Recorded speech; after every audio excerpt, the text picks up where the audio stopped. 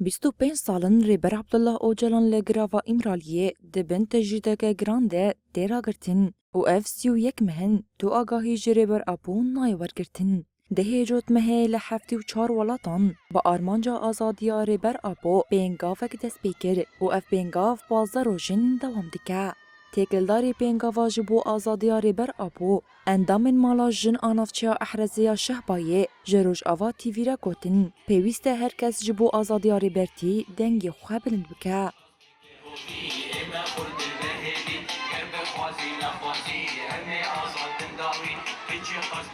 نه هدف دگره امجی وقت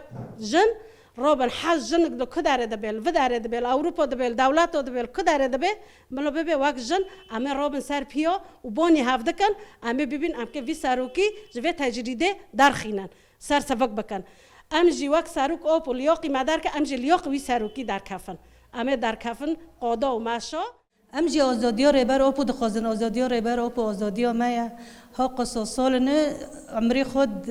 زندان دا در باس کریه و کسی ده ندیلن محامی که هرجام ندیلن مولبات هرجام هفچت العدالت هفچت الوجدان نتقابل کرن هف ارشه سر جنود دکن دنو عرض خود کار دکن دجن بریندار بینا زاروک بریندار بینا ما و ارشنا چش ماد خوزن یعنی چه حقیقون جمع هج ماد خوزن اکی ما چه بکن یونه اکی ما تنها بکن تجاری ام تنها نوبن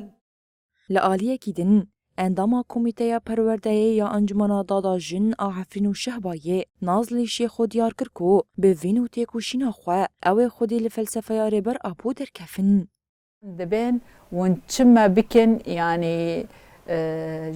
جاني مرا رحي مرا يعني جبور بر آبو فداية وأمي هر الخدير بر آبو در كفن كس نكانه بإرادة مدا بشكينه بإرادة كي